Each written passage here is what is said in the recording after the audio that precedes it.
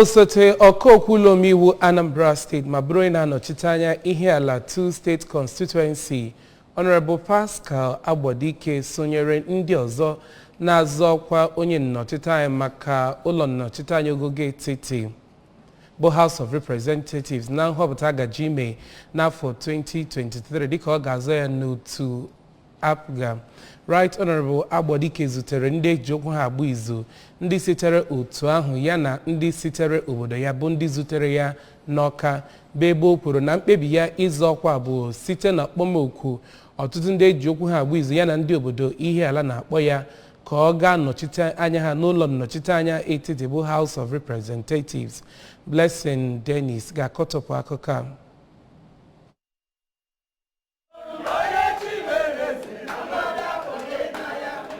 Na oge o gosiri ndị pati akwụkwọ ikike enyere ya, Honorable Agbodike kwuru na o nwere ihe a chọọ ịnọchite anya ndube ha, lụtụkwa aka na o nwere ezi atụmatụ site na nlụpụta ọ lụpụtagoro ndị obodo ya nke oge jikwe ohere ma arọpụta ya inwe njikere wee nye ndị be ha ife ha chọrọ. Onye omebe iwu ahụ kwuru na obodo Naijiria bụ ebe obodo ọbụla kwesịrị ịhọpụta ndị nwere njikere ịnọchi anya ha ma kwupụtara ha ọnụ ha na ihe gbasara ọnọdụ obodo Naijiria. Ma youth empowerment programs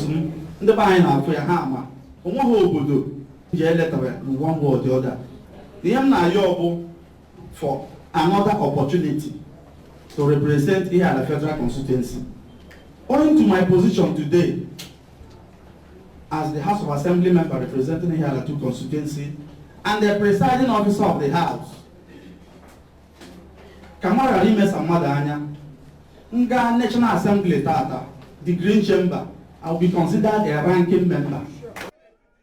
Okwu nke ya na oge mmemme ahụ, onye bụ onye isi otu ndọrọndọrọ APGA na okpuru ọchịchị Ihiala Local Government Honorable Chigozie Chukwudum kwuru na otu ndọrọndọrọ APGA na-enye ya ezi nkwado dịka o si lụọ ọlụ ya ọfụma mgbe ọ nọ n'ụlọ omebe iwu nke steeti ma mụtakwa ka esi alụ ọlụ nnọchi anya, nke ọ kọwara na ọ bụ mgbe pati mere elekshọn ka a ga-ahọpụta onye ga-anọchi anya constituency ahụ na oge elekshọn. Na okwu nke ya, onye bụ kọmishọna n'afọ maka agụmakwụkwọ ọkammụta Ngozi Chuma Ude kọwara Honorable Agbodike dịka nnukwu mmadụ nwere ezi echiche ebe ndị obodo ya nọ ma bụkwara onye nwegoro mmụta dịka esi emebe iwu nke ọ ga-anọchite anya ndị befa ọfụma. Na okwu nke ha na mmemme ahụ, ndị otu ndọrọndọrọ ọchịchị APGA bịara mmemme ahụ ndị gụnyere Barrister Kelechi Abasiora, Maazị Ifeanyi Chukwu Ojiakọ kwuru na echiche Honorable Agbodike ịga n'iru nọchite anya ndị obodo ya na Federal House bụ ihe ziri ezi, nke atụmatụ zoning ha na-eme n'okpuru ọchịchị ahụ bụ nke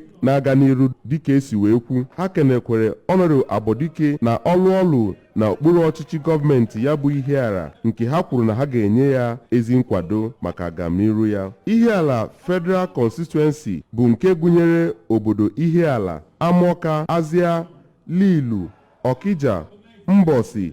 Iseke, Osumohu, Obolo Isi Ụzọ, yana Oli.